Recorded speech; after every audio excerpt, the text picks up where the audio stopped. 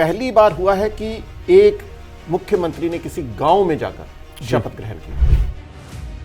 90 विधायक ऐसे हैं जो पहली बार विधानसभा की सीढ़ियां चढ़ रहे हैं, जो बहुत अहम सी बात लग रही है। और इनमें भगवंत मान भी शामिल हैं कि उन्होंने पहली बार विधानसभा की सीढ़ियां चढ़ेंगी।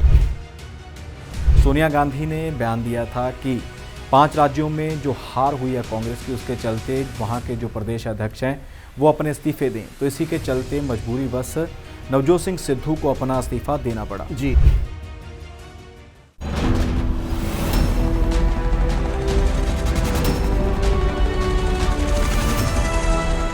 नमस्कार, D5 चैनल हिंदी का खास कार्यक्रम पॉलिटिक्स 2022 देख रहे सभी दर्शकों का मैं धर्मेंद्र संधू स्वागत करता हूं।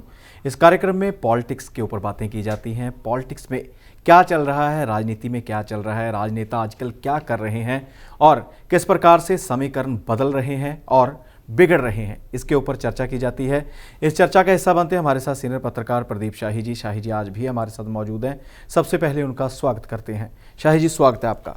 नमस्कार। शाही जी, विधानसभा चुनाव हुए, 10 मार्च को नतीजे आए। इसी के चलते नई सरकार बनने जा रही है आम आदमी पार्टी की। भगवंत मान शपथ ग्रहण कर चुके हैं और आज का दिन भी अहम है। आज विधानसभा में विधानसभा पहुंचे एमएलएज शपथ ग्रहण कर रहे हैं, उनको शपथ ग्रहण करवाई जा रही है और बड़ी संख्या में जितने भी हैं केवल भाजपा के एमएलएज को छोड़कर बाकी सभी पहुंचे हैं और शपथ ग्रहण समारोह हो चुका है। और इसी के चलते किस प्रकार के हालात हैं, आपसे जानना चाहेंगे। जी, बिल्कुल सही कहा आपने। खटकड़ कला में कल बीते दिन भगवंत मान ने मुख्यमंत्री पद पर आसीन होने की शपथ ग्रहण की। राज्यपाल ने उन्हें शपथ दिलाई। सबसे खास बात यह है संधू साहब कि पहली बार हुआ है कि एक मुख्यमंत्री ने किसी गांव में जाकर शपथ ग्रहण की। ये खास कुछ इसलिए भी बन गया और दूसरी खास बात इसमें एक और भी है कि प्रकाश सिंह बादल के बाद वह सबसे युवा चेहरे हैं। जी, प्रकाश सिंह बादल ने 43 साल की उम्र में बतौर मुख्यमंत्री पद पर शपथ ग्रहण की थी और भगवंत मान ने 49 साल की आयु में ये पद ग्रहण किया है। जी, बिल्कुल शाही जी, जिस प्रकार से बात कर रहे थे हम एमएलएज की, तो एमएलएज आम आदमी पार्टी के 92 हैं, जिनमें से शपथ ग्रहण कर चुके हैं, मुख्यमंत्री के पद पर आसीन हो चुके हैं भगवंत मान। बाकी रहते एमएलएज को भी आज शपथ ग्रहण समारोह में शपथ दिलवाई जा रही है। इसमें एक संतोष साहब बहुत खास बात सी दिखाई दे रही है जो आपने अभी शपथ ग्रहण की बात की।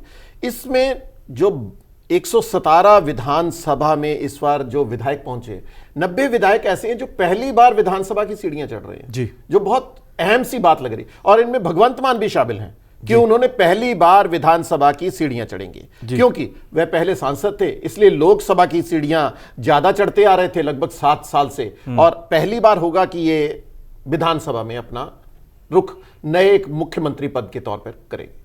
जी बिल्कुल शाही जी, जिस प्रकार से आपने बता ही दिया है कि 90 एमएलएज नए हैं जो पहली बार विधानसभा में पहुंचे हैं। इसी के चलते 17 एमएलएज दूसरी बार शपथ ग्रहण कर रहे हैं। 6 एमएलए तीसरी बार शपथ ग्रहण कर रहे हैं।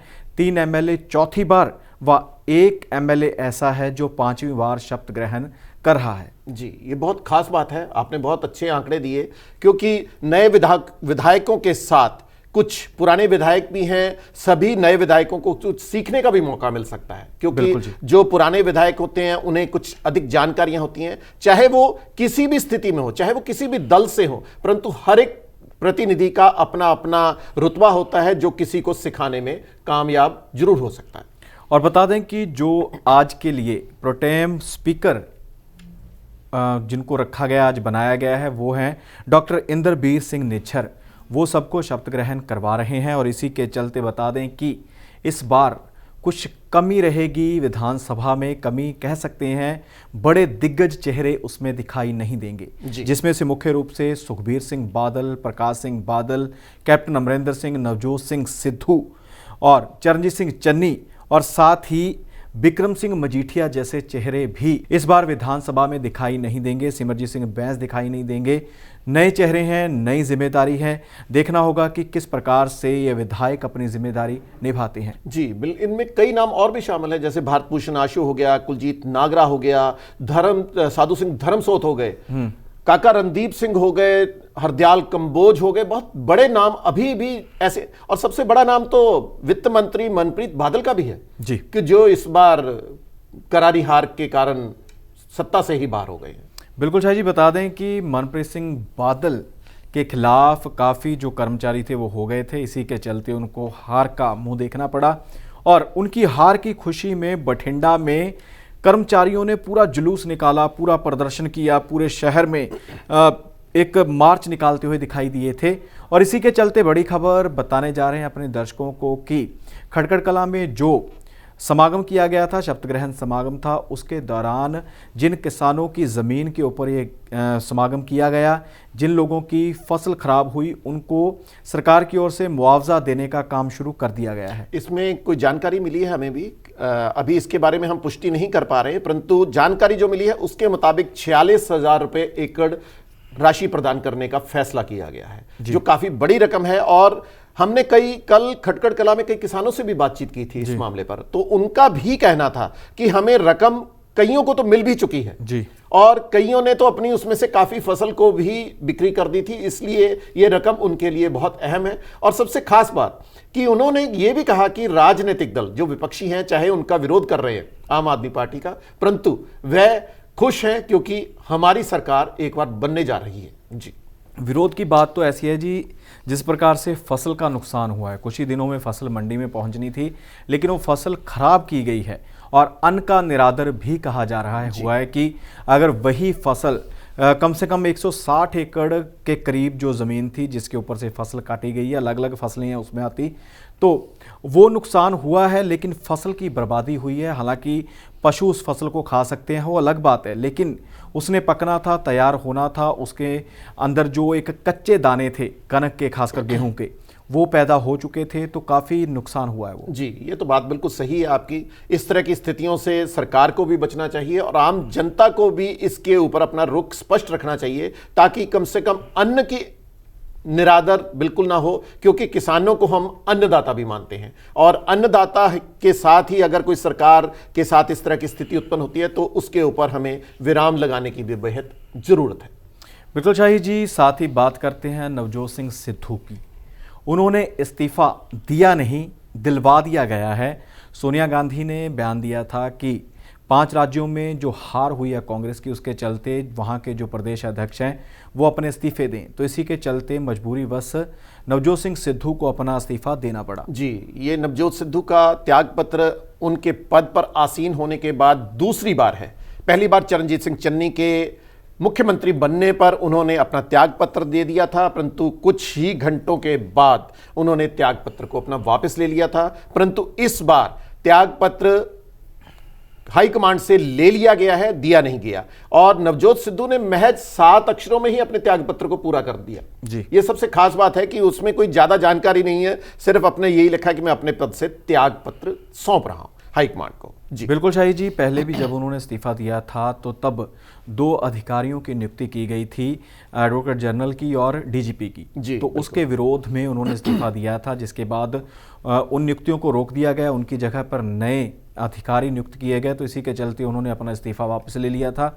लेकिन जो बड़ा दारोमदार था पूरी तरह से एक प्रधान के ऊपर होता है कि उसने पार्टी को किस प्रकार से चलाना है, किस प्रकार से आगे बढ़ाना है, कैसी रणनीति बनानी है, तो उसमें थोड़े पीछे रह गए थे नवजोत सिंह सिद्धू, तो इसलिए उनका त्यागपत्र लिया गया है। वहीं पर श्रोमणी अकाली दल के प्रधान सुखबीर सिंह की कार्यगुजारी के ऊपर भी सवाल खड़े हो रहे हैं और आने वाले समय में श्रोमणी अकाली दल में भी बड़े बदलाव किए जा सकते हैं। जी, एक चीज मैं और नवजोत सिद्धू के बारे में कहना चाहता हूं कि भी उन्होंने पंजाब की कांग्रेस को आगे ले जाने की जगह पीछे ले जाने का काम काफी मात्रा में किया, क्योंकि जो पार्टी सत्तारूढ़ थी पिछली बार 77 सीटों के साथ चुनावी रणनीति में अपने आप को कामयाब समझ रही थी, परंतु वह इस बार महज 18 सीटों पर ही सिमट कर रह गई। स्थितियां हर बार यही होता है कि जब हार होती है तो मुख्य चेहरों पर ही हमेशा हाईकमांड या उनकी पार्टी के सदस्य बिल्कुल अपने आप को दारोमदार मानते हुए उनसे त्यागपत्र ले लेते हैं, चाहे वो जबरन हो, चाहे वो उनकी स्वीकृति से। बिल्कुल शाही जी, साथ ही नए विधायकों की बात भी कर लेते हैं। नए विधायक भी काफ़ी एक्शन में नज़र आ रहे हैं, कभी स्कूल में चले जाते हैं, कभी अस्पताल में, कभी सरकारी किसी भी ऑफिस में चले जाते हैं और वहाँ जाकर पूरी छानबीन कर रहे हैं कि कैसे हालात हैं, किस प्रकार से वहाँ पर काम किया जा रहा है, अफसर कैसे काम करते हैं, इसके अलावा कर्मचारी कैसा काम कर रहे हैं। इसके ऊपर भी सवाल खड़े हो चुके हैं कि जिस प्रकार से वो जा रहे हैं, अभी उनका प्रोटोकॉल के हिसाब से अगर देखा जाए तो उन्होंने शपथ ग्रहण नहीं की थी, तो उससे पहले ही वो लोगों में जाने लग गए, आज शपथ ग्रहण कर रहे हैं। और यहाँ तक कि एक विधायक के तो पुत्र भी जाकर लोगों की बातचीत करते नजर आ रहे हैं, लोगों का हालचाल जानते नजर आ रहे हैं, चेकिंग करते नजर आ रहे हैं। जी बिल्कुल, ये नियमों के काफी खिलाफ है, काफी नहीं पूरा ही खिलाफ है कि जब तक शपथ ग्रहण ही किसी विधायक ने नहीं की, अभी वो सिर्फ निर्वाचित हैं, जब तक विधानसभा में एंट्री नहीं हो जाती, राज्यपाल या डिप्टी स्पीकर की ओर से उन्हें शपथ नहीं दिलाई जाती, उससे पहले किसी तरह की भी कार्रवाई अनुचित है। परंतु फिर भी अगर वो लोगों से मिलना चाहते हैं, पुलिस अधिकारियों से मिलना चाहते हैं, ये अच्छी बात है कि मामले को अच्छा बेहतर बनाने के लिए हमें एक रास्ता खोजना चाहिए। परंतु अभी किसी तरह के भी आदेश जो शपथ ग्रहण से पहले थे वो अनुचित ही माने जा सकते हैं। बिल्कुल जी, एक स्थान पर तो डोप टेस्ट करवाने की बात कही गई है।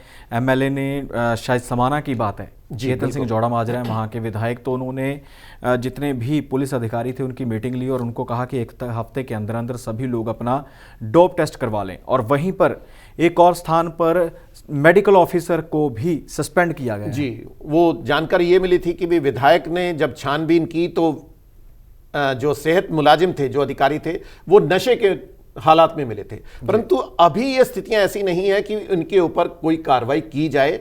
परंतु कई अच्छी खबरें भी हैं कि ये एक शुभ संकेत भी माना जा सकता है कि इस तरह के कारगुजारी को करना बेहतर होगा। वहीं देवमान की बात करें तो जो नाभा से विधायक हैं, उन्होंने एक खुशी की बात भी कही है कि वो अपना वेतन नहीं लेंगे, महज 1 रुपया वेतन लेंगे और साथ में कोई गाड़ी भी सरकारी नहीं लेंगे, वो अपने साइकिल से ही अपने दिनचर्या की और लोगों की सेवा में अपना योगदान देंगे। बिल्कुल जी, आज भी वो विधानसभा तक नाभा से चंडीगढ़ तक साइकिल पर ही गए हैं, साइकिल के ऊपर ही वो जाते हुए दिखाई दिए हैं और साथ में उन्होंने सहारा लिया है मोबाइल ऐप का। जी बिल्कुल, क्योंकि नेटवर्क के हिसाब से, गूगल मैप के हिसाब से वो पूरी तरह से पहुंच सके हैं चंडीगढ़ तक। संतोष साहब, इसमें एक बहुत रोचक खबर भी सामने आई। वो अकेले ऐसे विधायक नहीं हैं जिन्होंने गूगल बाबा का इस्तेमाल किया है। कई और भी तकरीबन 90 विधायक ऐसे हैं कि जो पहली बार गए हैं, जिनको विधानसभा का एरिया ही नहीं पता था, तो सभी ने गूगल मैप का ही सहारा लेकर वहां पहुंचने की